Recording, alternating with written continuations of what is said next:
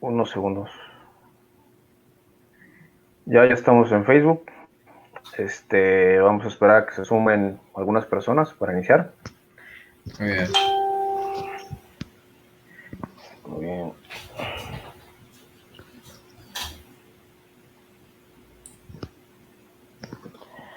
Ok. Déjame checar la Igual imagen. si no lo verán grabado.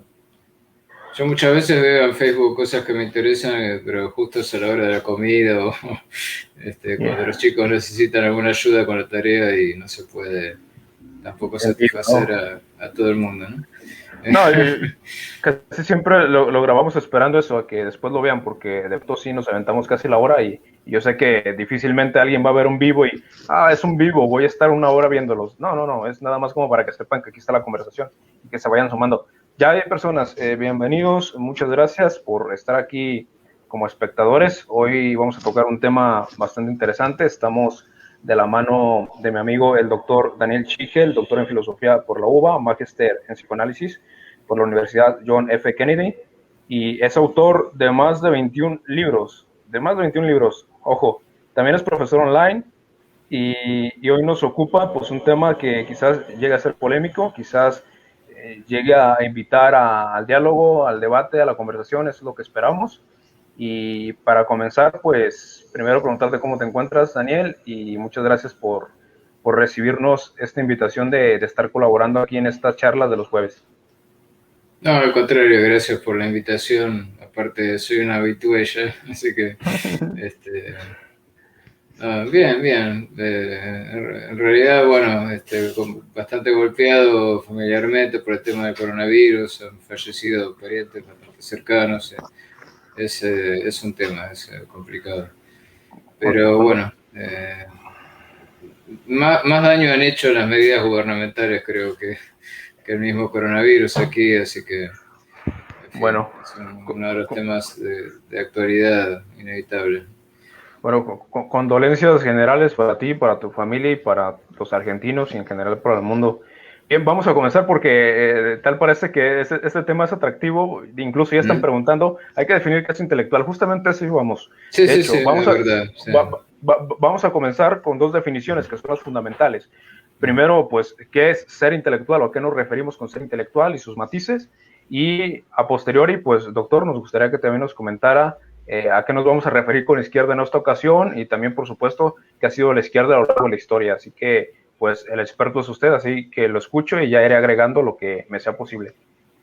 Sí, bueno, experto no tanto porque no me he dedicado específicamente a la filosofía política, pero bueno, algo he leído.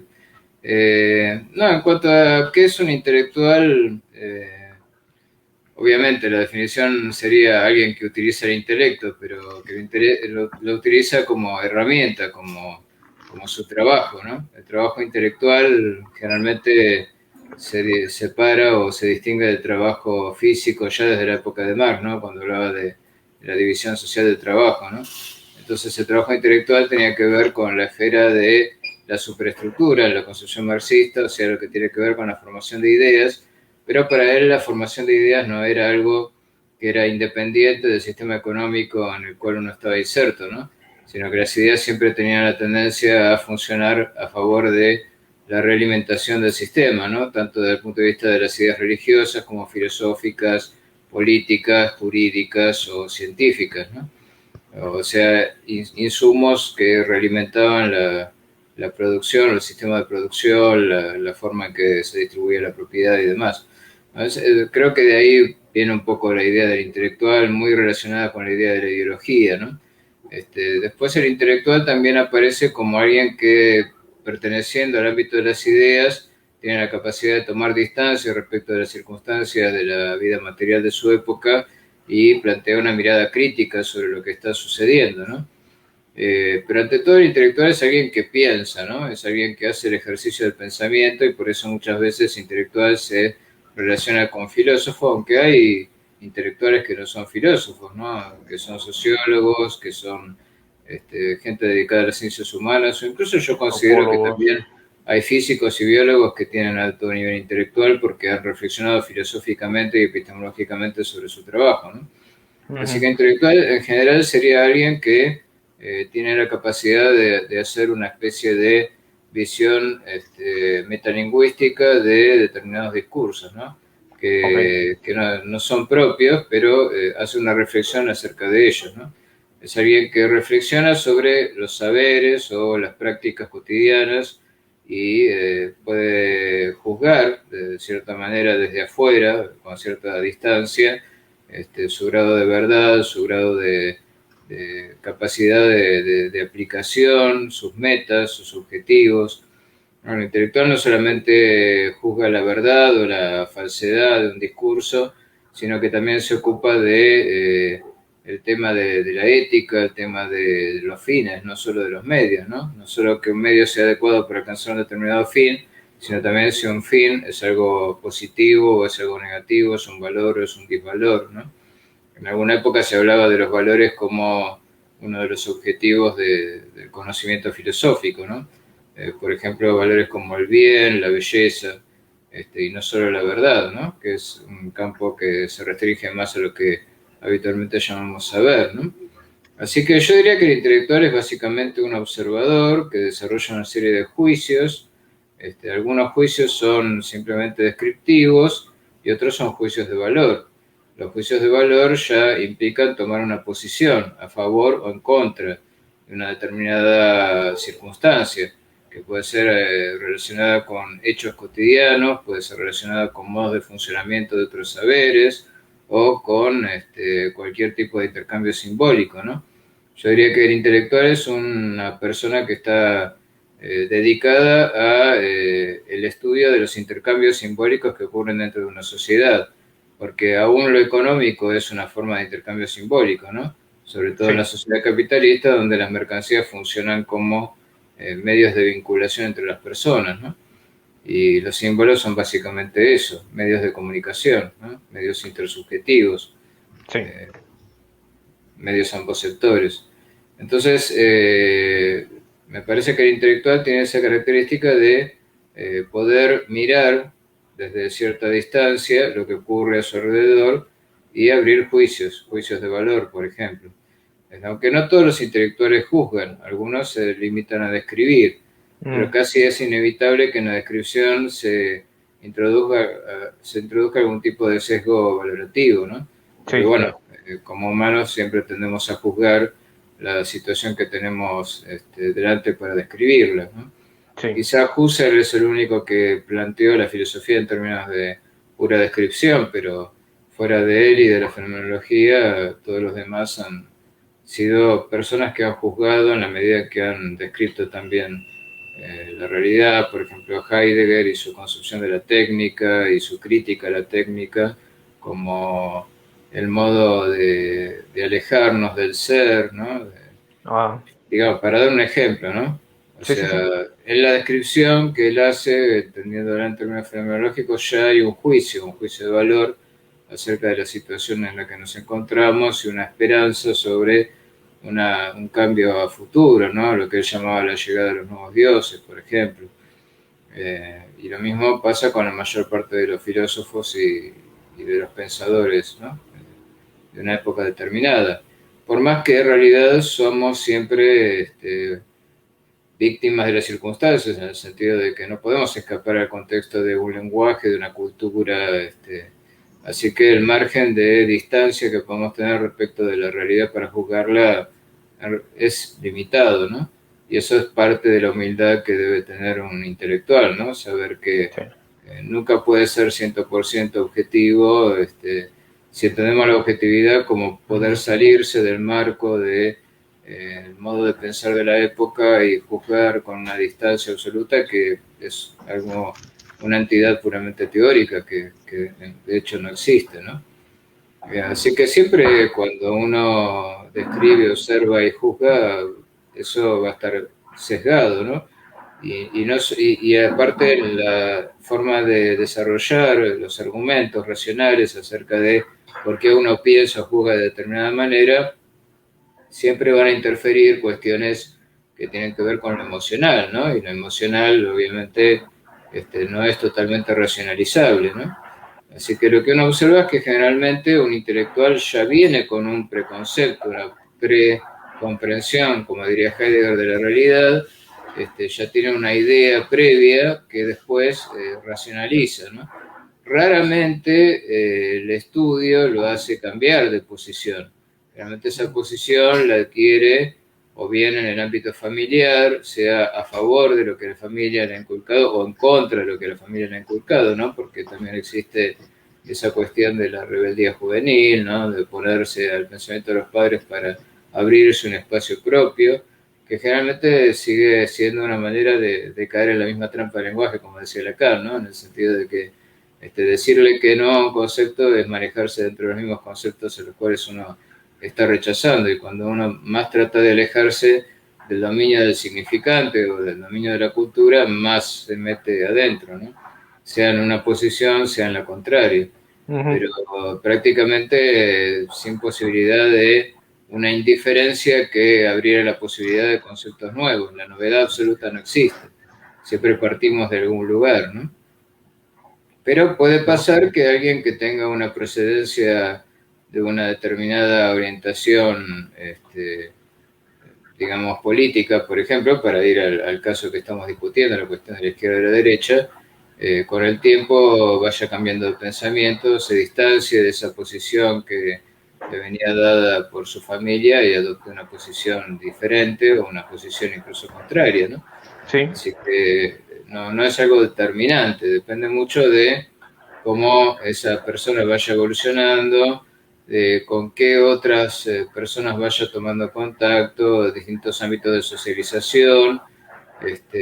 Claro, lo que suele suceder, lo habitual es que el intelectual, si viene de una familia con una orientación más bien de derechas, como se suele decir, al entrar en el ámbito de la universidad, se vea, digamos, compelido o impulsado a dirigirse hacia la izquierda, porque es lo que de hecho domina, ¿no? En ese ámbito de pensamiento. La privada también, pública y Sí, privada. sí, pública y privada.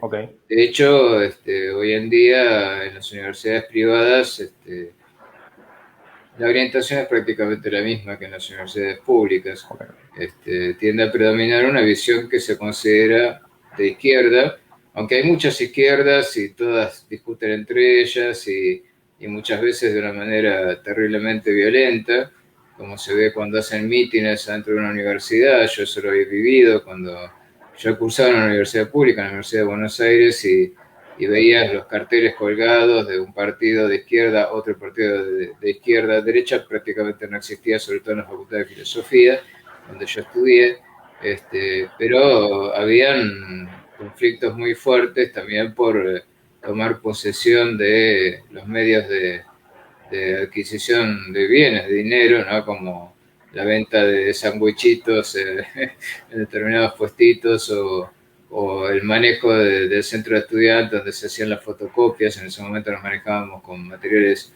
fotocopiados, ¿no? Excelente. Y bueno, había estudiantes consuetudinarios, o sea, estudiantes que estudiaban, gente mayor, ¿no? Ya de 40 años, pero que seguían ahí en el centro de estudiantes.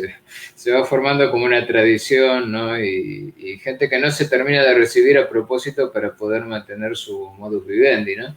O sea, su medio de vida. Daniel, por aquí nos preguntan frecuentemente si podríamos definir la izquierda. Yo creo que será momento de hablar incluso de la Revolución Francesa y vamos a aterrizarlo al presente.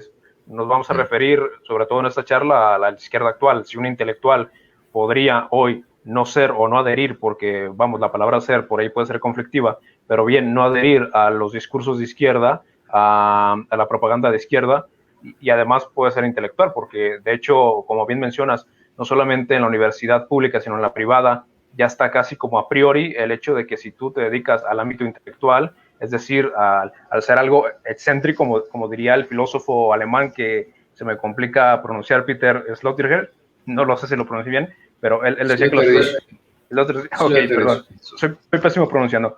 Él decía que el filósofo era un ser regularmente excéntrico. Tú lo matizas muy bien, porque dices, por más que te alejes de la cultura para observarla, por más que te alejes de las personas, pues siempre vas a estar cargado de lo mismo, porque aquí naciste y de esta época eres, y vienes cargado con un montón de cosas que no te imaginas a veces. Entonces, obviamente que tu criterio está en el campo de tu época completamente. Y ya con esto que te menciono, pues sería darle esta satisfacción a la gente de que podamos definir pues a qué nos vamos a referir con izquierda en esta ocasión y también si tiene algún sentido verlo en un término histórico. Bueno, ya se sabe, ¿no? Es algo de la historia, ¿no? Que después de la Revolución Francesa, cuando se estableció el Parlamento, habían dos salas, una que estaba ubicada a la izquierda y otra a la derecha de quien presidía el Parlamento, y es en función de eso que se dividió izquierda y derecha.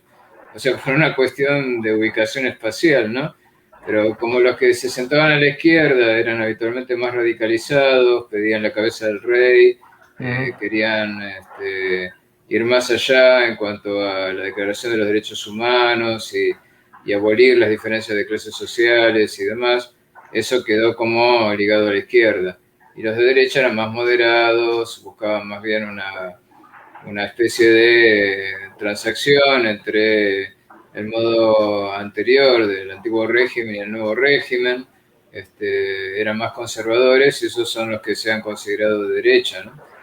De todas maneras, esa manera de definir ha ido evolucionando y ha cambiado con el tiempo, ¿no?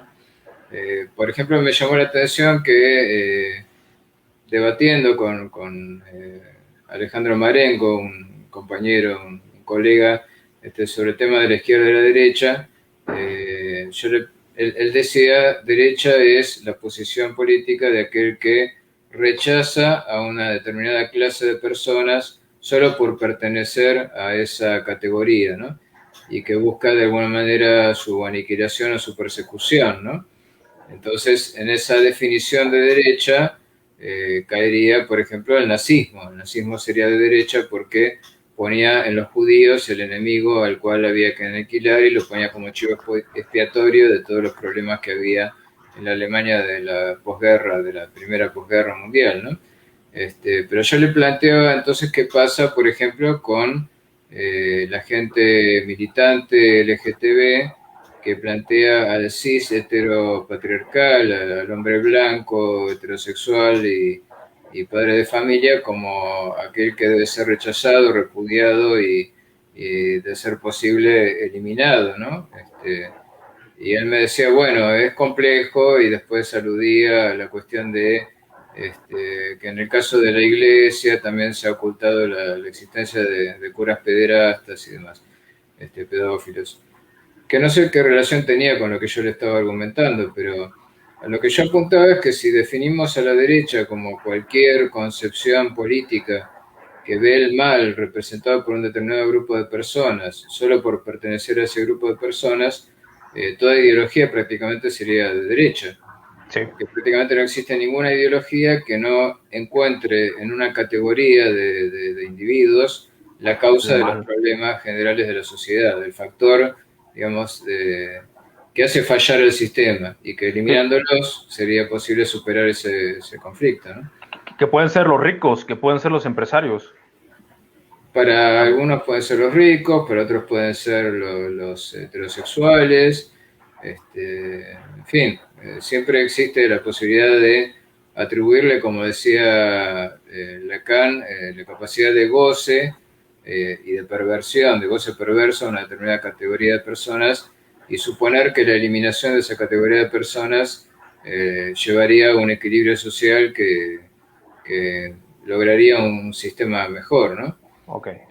Sin embargo, también hay gente de derecha que es más bien conservadora, que descree la posibilidad de un cambio que elimine los conflictos sociales, y esa no caería en esa definición, porque en realidad serían de derecha por el hecho de defender valores tradicionales, pero sin necesariamente atribuirle a un determinado grupo de personas la causa de todos los problemas y pensar que eliminándolos se acaban los conflictos sociales, ¿no?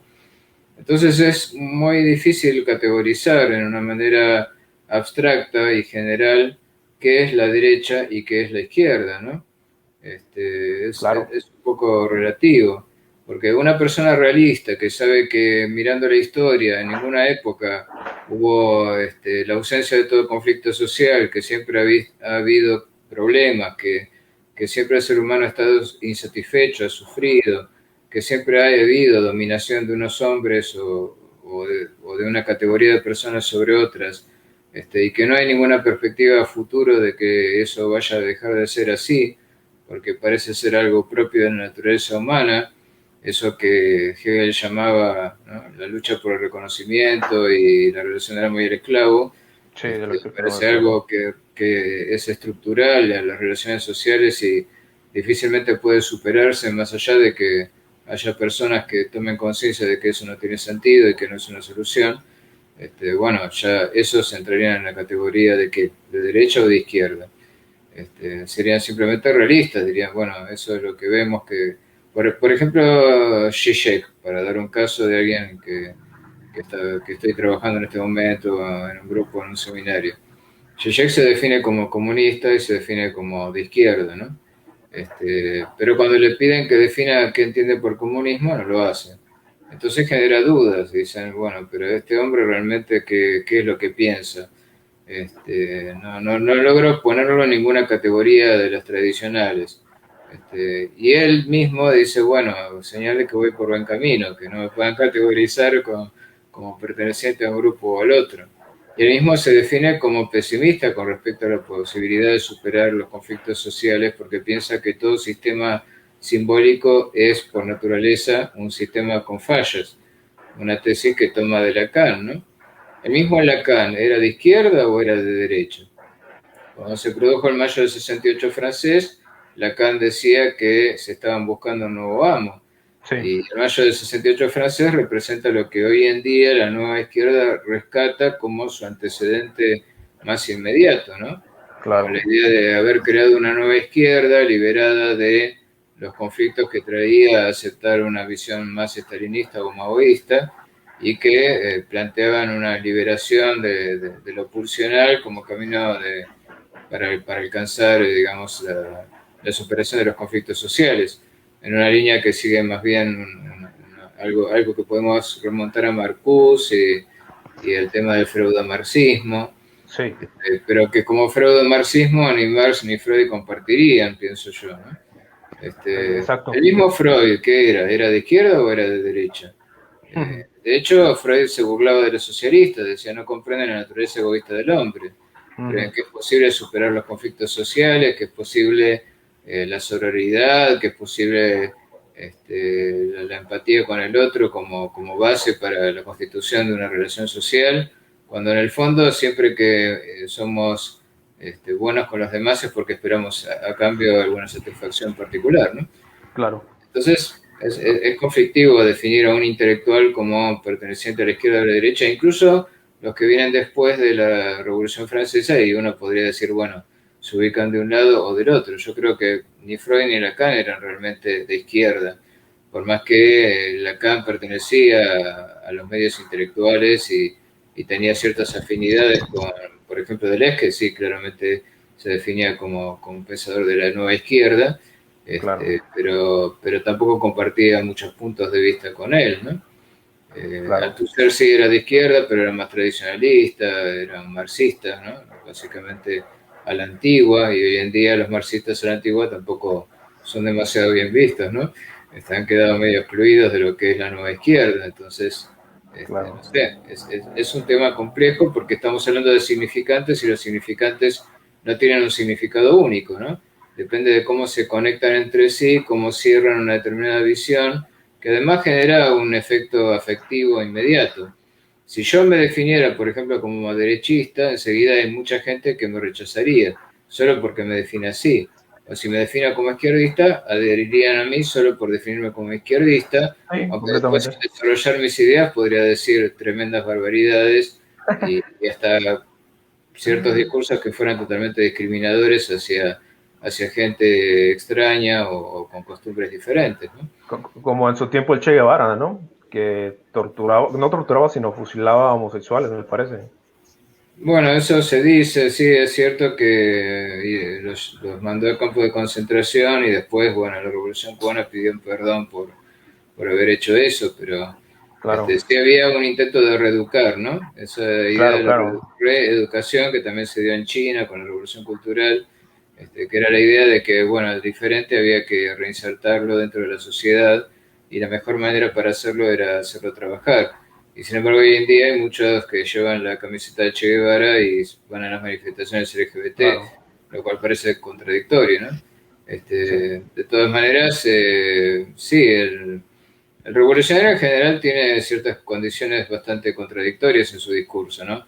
Che Guevara, por ejemplo, decía que hacía la revolución por el amor, pero para llegar al amor había que matar gente. Entonces eso es amor hacia quién o hacia qué o qué, cuál es la finalidad o realmente el fin justifica los medios, ¿no? sí, sí, sí, Está bien, él se arriesgaba y iba al frente y podían matarlo y de hecho lo mataron. Distinta es la actitud de otros que estaban, una vez llegados al poder, se quedaron sentados en su silla mandando órdenes para que los demás vayan a la muerte, ¿no?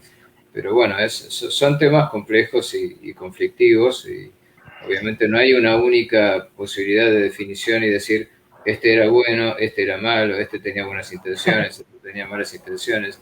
Yo conozco a gente de derecha o que se autoconsidera de derecha muy buena, como Horacio Justo, por ejemplo, que me ha dado muchos espacios para poder debatir y hablar en Internet y con quien comparto una enorme cantidad de conceptos y de ideas y es una buena persona, es excelente, trabaja en comedores comunitarios. Generalmente se piensa que el hombre de derecha es un ogro que se quiere comer a los niños, que se quiere comer a los pobres o los quiere destruir. Y después he escuchado a gente de izquierda decir que eliminar al niño en el vientre materno a través del aborto cuando vive en una familia pobre es un acto de bondad y que es una manera de eliminar la pobreza, o sea, eliminar la pobreza eliminando a los pobres en vez de darles trabajo o generar las condiciones para que lo tengan. claro. Entonces, como decía, no basta con decir soy de izquierda, soy de derecha y ahí automáticamente sabemos qué es lo que esa persona está pensando y Sí, si estamos o no de acuerdo con lo que piensa. sí, sí, Daniel, yo creo que eso es algo fundamental y no creo que se me pasara cuando mencionas que las ideologías suelen ubicar a un colectivo, una categoría, como la encarnación del mal, ¿no? De aquello que afecta globalmente pues, a la especie humana, si se quiere ver así, y suelen como querer expulsarles.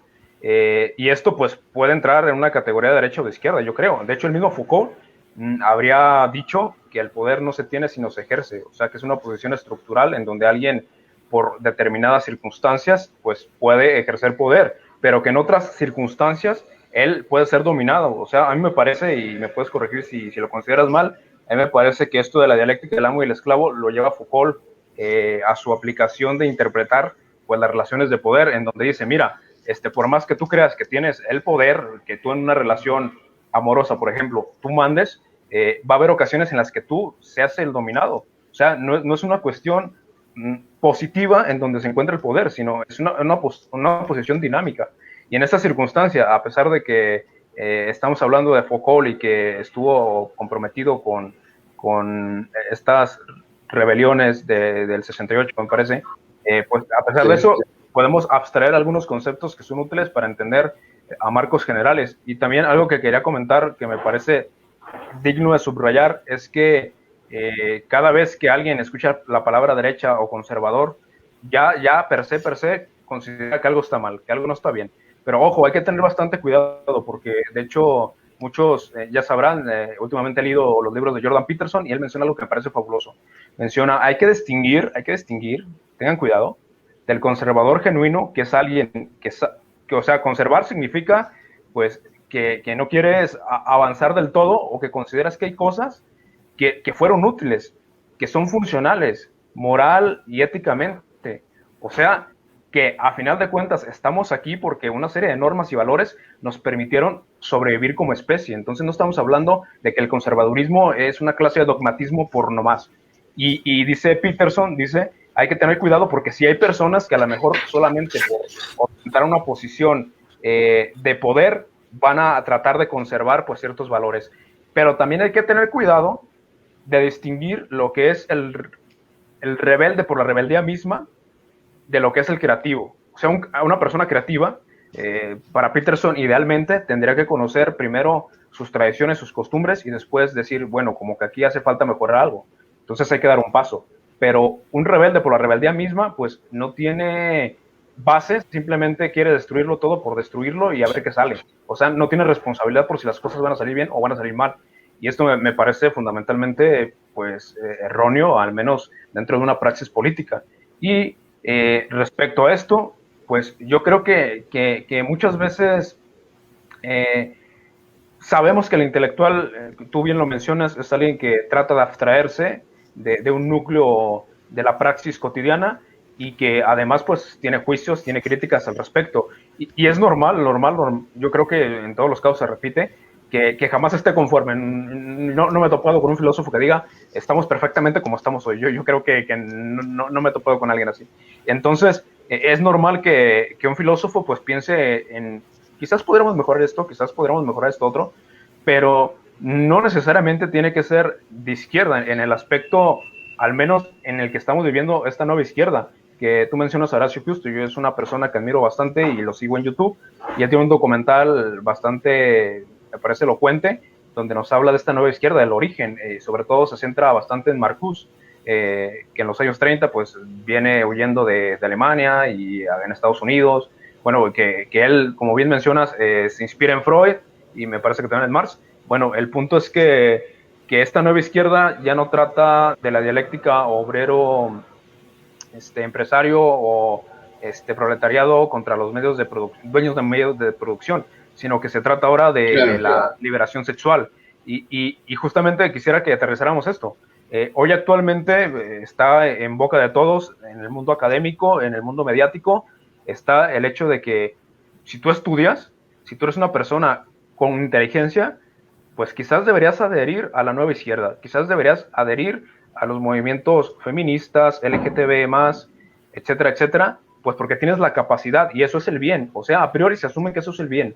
Y yo creo que hay que tener cuidado, porque de hecho dentro de las posturas del mismo Horacio, del mismo Agustín Laje, de Jordan Peterson, que pueden considerarse la alt-right o una derecha alternativa, no la derecha antigua.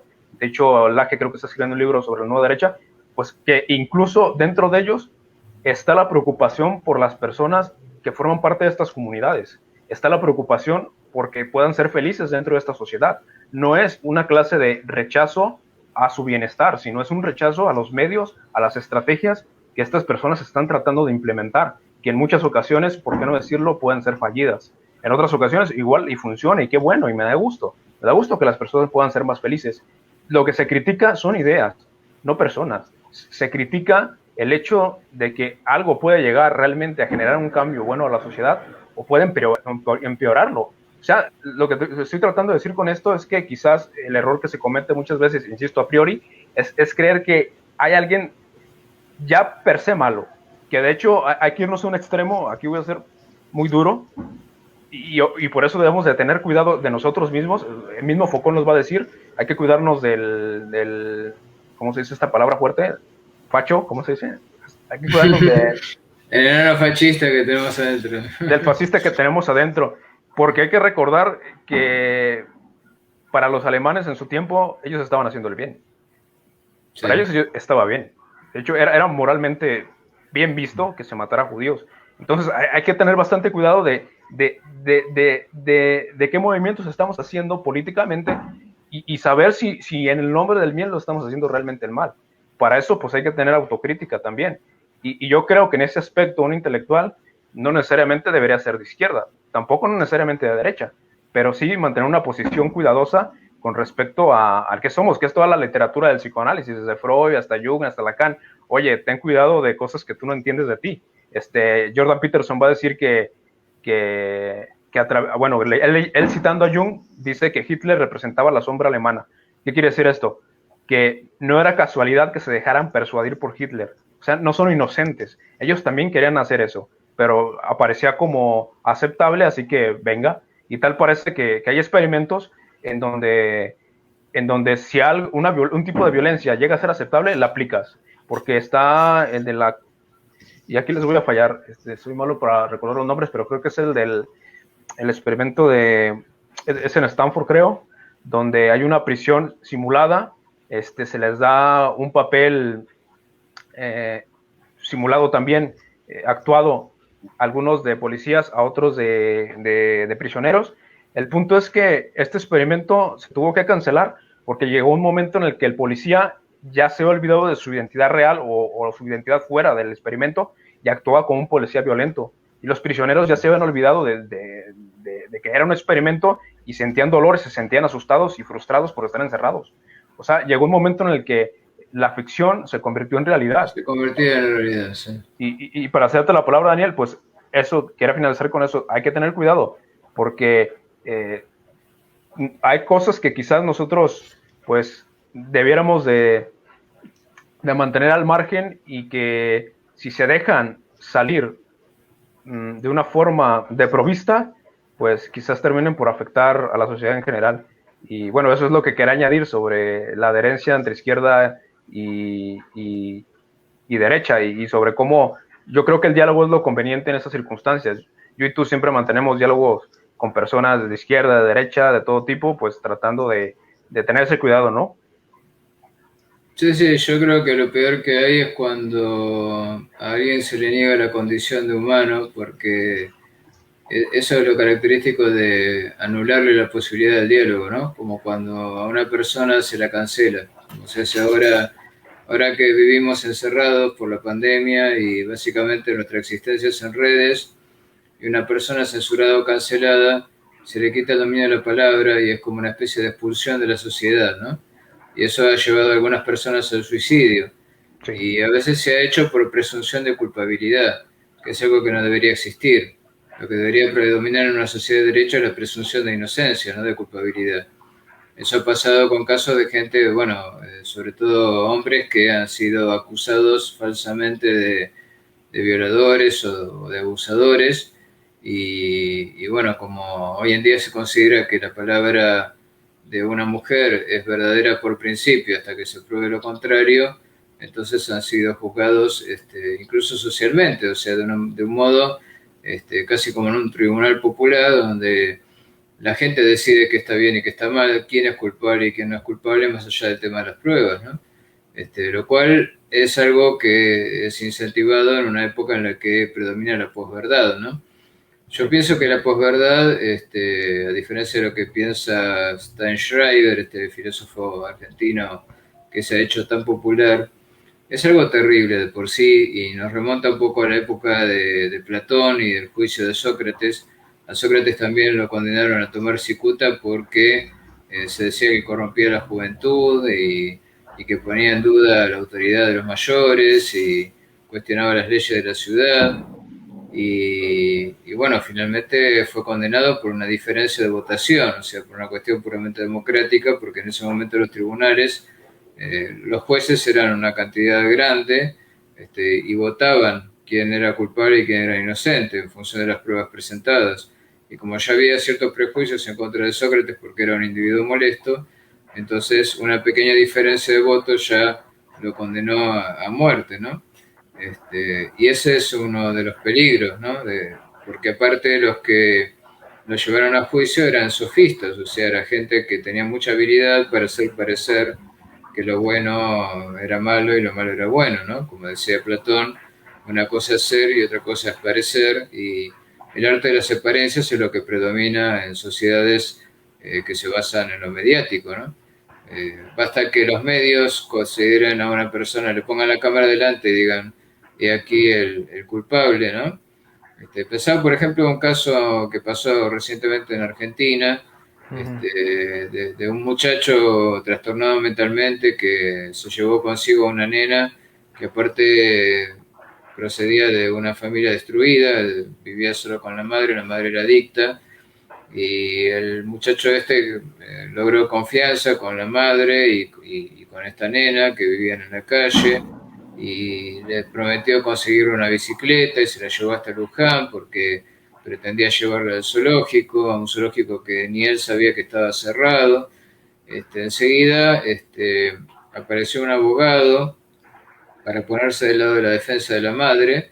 Estamos hablando de una madre diezmada por la adicción, ¿no? Que era capaz de vender a su hija por dinero, de ser necesario con tal de conseguir droga, pero a ella la pusieron a la madre como víctima y hablaba del depredador, ¿no? Directamente Ujú. usaba la palabra depredador para referirse a este muchacho con trastorno mental que se comprobó que en ningún momento le puso un dedo encima a la nena. Pero bastó con eso para que ya todos pensaran que ese era un abusador y que la nena iba a terminar muerta en una zanja, ¿no? Claro. Entonces ese es el tipo de justicia popular que muchas veces es incentivada desde los grupos de izquierda, así autodenominados, que es sumamente peligrosa, ¿no?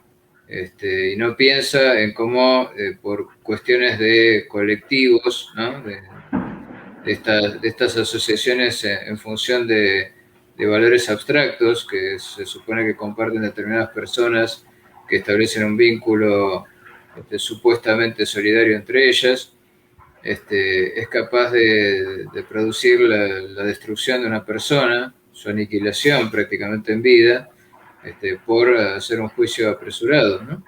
Exacto. Y porque se convierten en organismos que por sí mismos juzgan lo que es bueno y lo que es malo, y quién es inocente y quién es culpable. Claro. Justamente lo que no debería hacer alguien, ni de izquierda ni de derecha, es juzgar personas en vez de evaluar ideas, ¿no? Como decías antes, una cuestión es yo puedo estar a favor o en contra de una determinada idea, de un grupo determinado de personas que dicen seguir un determinado concepto, una creencia, porque estos grupos, aparte, muchas veces estas ONG son casi cuasi religiosas, ¿no? Instituciones cerradas con su propia, casi de carácter sectario, Sí. y que ellas defienden a los que pertenecen a su grupo y atacan a los individuos que consideran culpables o enemigos, ¿no? A Sí. los individuos, no a sus ideas. Ajá. Y eso es como la muerte de la democracia como debate de ideas, porque Claro. ya no se está debatiendo ideas, sino que se están debatiendo personas. Y por una cuestión emocional, no por una cuestión racional. Este, Claro. Ese me parece ese gran peligro de la llamada nueva izquierda, que se convierte en un conjunto de corporaciones que buscan una determinada ganancia a partir de subvenciones estatales y que usa cualquier medio con tal de conseguir los fines que se proponen. Y que además son funcionales muchas veces a ciertos intereses de carácter transnacional por Sí. determinadas corporaciones, como esto del plan de la ONU para el año 2030, relacionado con una agenda que tiene que ver con las cuestiones de género mezcladas con cuestiones de ecología y mezcladas con otras cuestiones que son funcionales a determinadas empresas también, porque también se dice generalmente la derecha ataca a los pobres y defiende a los ricos, y no es así. Yo conozco gente de autodenominada de derecha o liberales o libertarios, como por Sí. ejemplo Milei, que están en contra del Fondo Monetario Internacional, están en contra de las grandes corporaciones, porque entienden que ellas manipulan a estos grupos de intelectuales y también incluso a los propios estados para obtener sus propios beneficios económicos, ¿no? No se trata de que si uno es liberal, por ejemplo, y acepta las reglas del libre mercado, está de acuerdo con lo que cualquier empresario sea capaz de hacer o decidir. Ujú. Las cuestiones, una cuestión que se debe confundirse en este debate sobre izquierda y derecha es que existe el sistema capitalista, que es un modo de intercambio de mercancías y un modo de producción, y existe lo que se llama el consumismo, que es ya una ideología, ¿no? La idea de que la Ujú. felicidad la vas a alcanzar consumiendo determinados bienes materiales. Y existe también esta concepción de los grandes monopolios, ¿no? De manipular y manejar a los estados como instrumentos funcionales para Ujú. lograr las concesiones de las obras públicas y demás, ¿no? Cuestiones que parecen muy concretas y muy específicas, pero que tienen que ver con cómo a veces las cosas se invierten y ese que era el intelectual que estaba distanciado de la realidad, la describía y la juzgaba, termina siendo, a partir de sus juicios, financiado por organizaciones que están bien metidas en esa realidad y que quieren defender sus propios intereses y sostenerlos y, en lo posible, utilizar las ideas y la venta de estas ideas para generar de parte de la gente en general un rechazo por otras formas de trabajo o otros empresarios, otras corporaciones que están en competencia con ellas.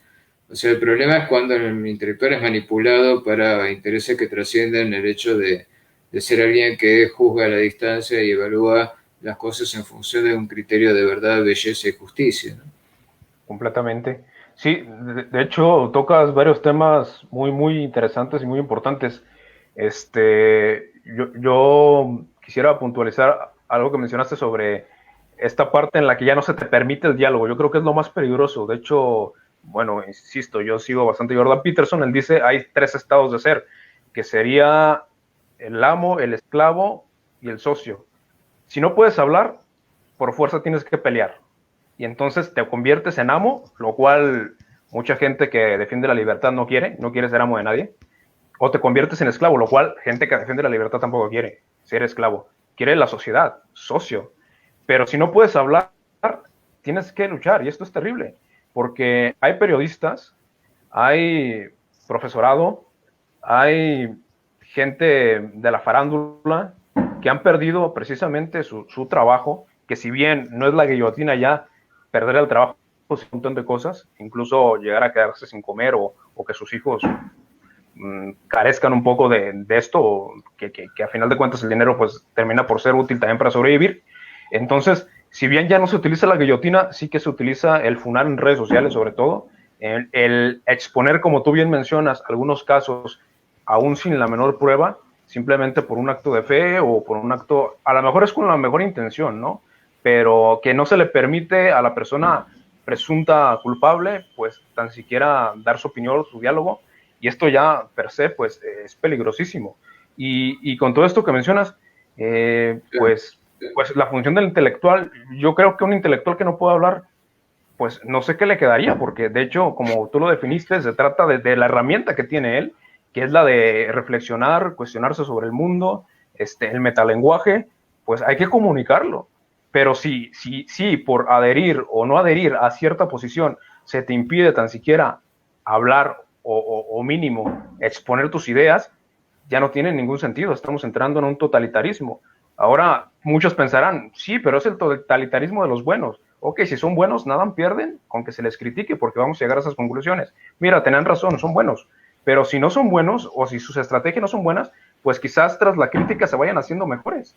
Y es lo que diría Popper. Popper diría que la crítica es lo que hace avanzar el conocimiento. Pero si perdemos la capacidad de hacer crítica, pues nos vamos a estancar. Y lo peor de todo es que podemos estancarnos en algo que a lo mejor no sea tan útil o tan funcional. Ya para cederte la palabra, Daniel, ya casi finalizando porque llevamos 47 minutos, bueno, todavía nos queda un poco de tiempo.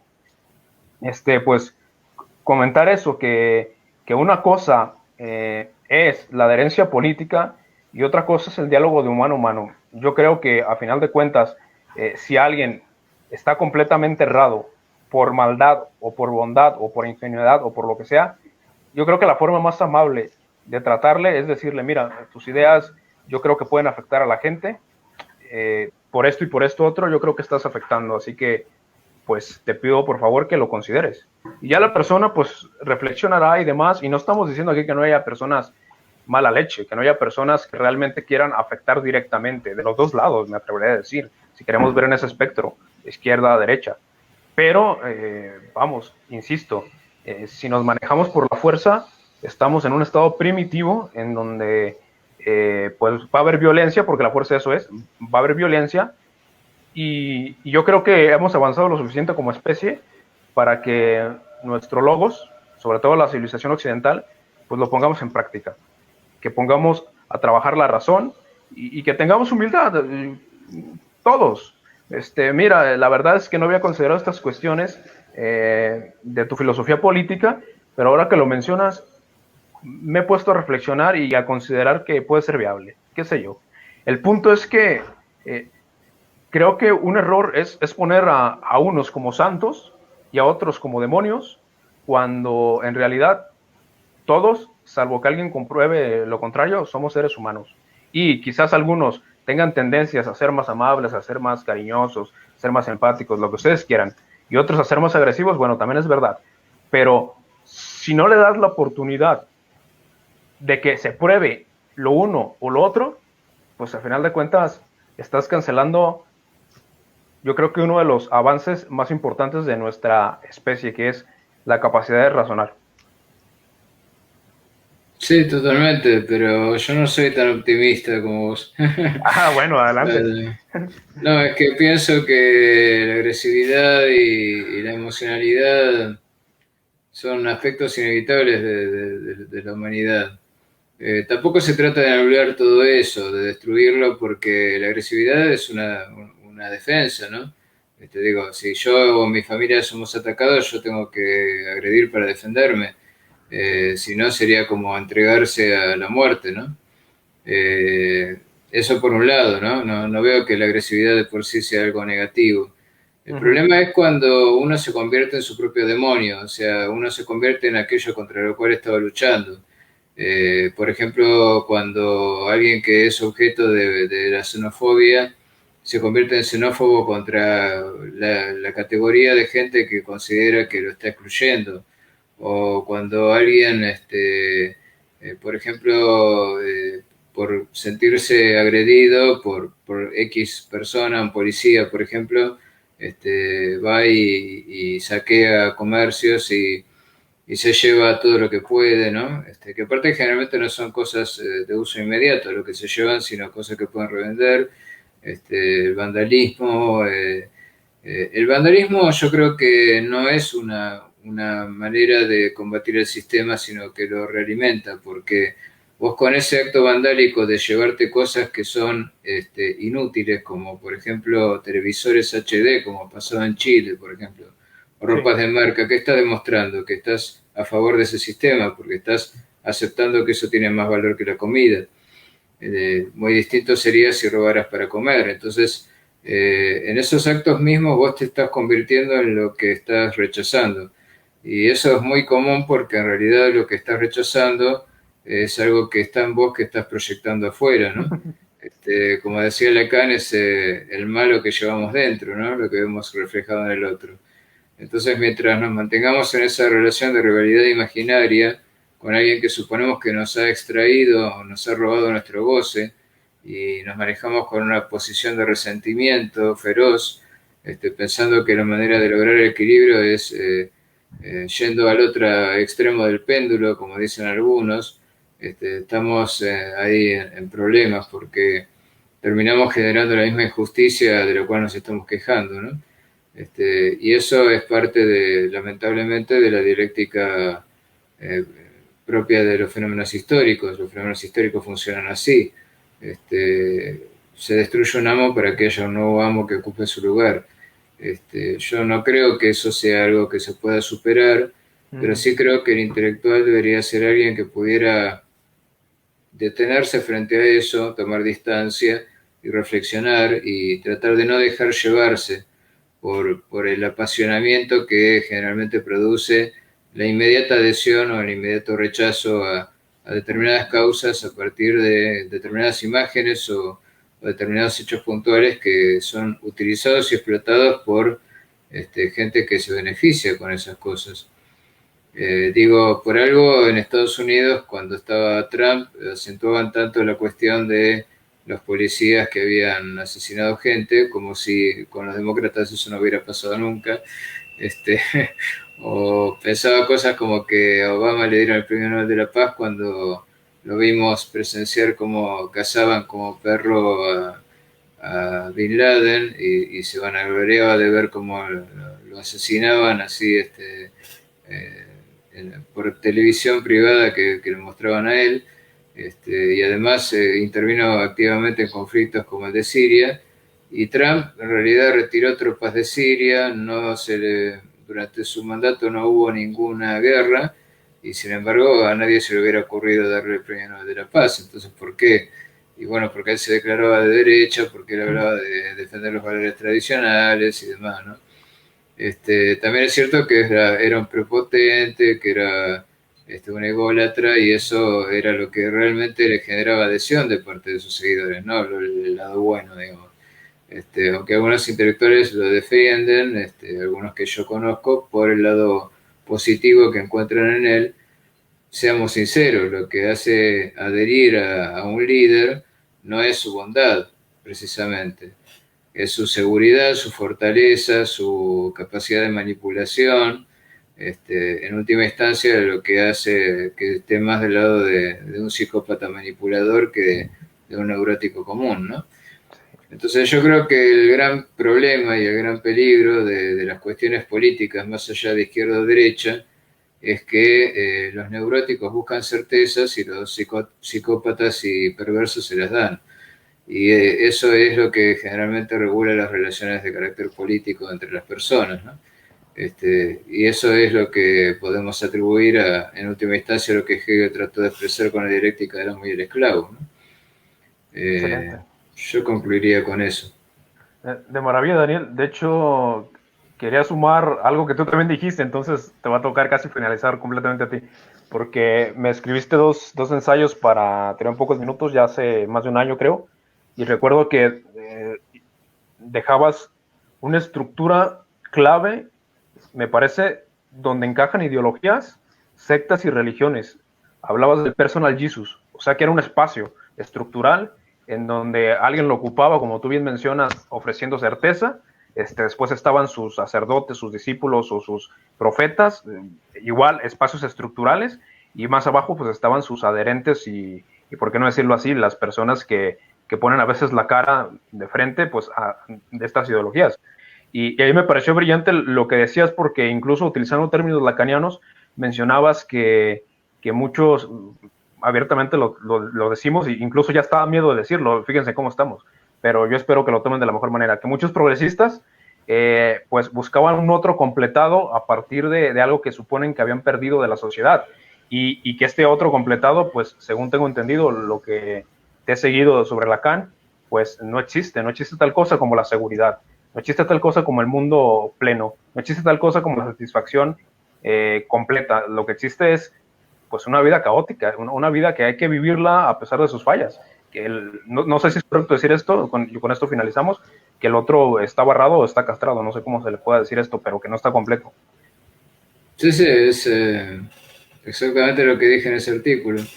Básicamente el tema de Lacan de plantear que cuando Nietzsche dijo Dios ha muerto, Lacan contesta Dios es inconsciente, y con eso quería decir que siempre va a haber algo que va a ir al lugar estructural del gran otro, de lo absoluto, de aquello frente a lo cual representamos nuestros papeles en la vida cotidiana, porque la vida cotidiana es eso, es un teatro, el teatro del mundo en el cual representamos, y por eso siempre tratamos de hacer el mejor papel y siempre tratamos de mostrarnos como buenos, ¿no? Nadie quiere ser juzgado como el malo de la película y ese juicio es un juicio que no hace nadie, es algo que es un como si, actuamos como si actuáramos frente a los demás, y eso es muy claro en el concepto de Sartre acerca del intelectual comprometido, que quizás fue el primero que lo elaboró, porque él fue el que dirigió el movimiento del mayo del 68, no Foucault. Foucault en ese momento era un Correcto. actor secundario, y Sartre claramente decía, debo actuar no solo para mí, sino también para todos, para lo universal, digamos, ¿no? Y esa es la idea del intelectual comprometido.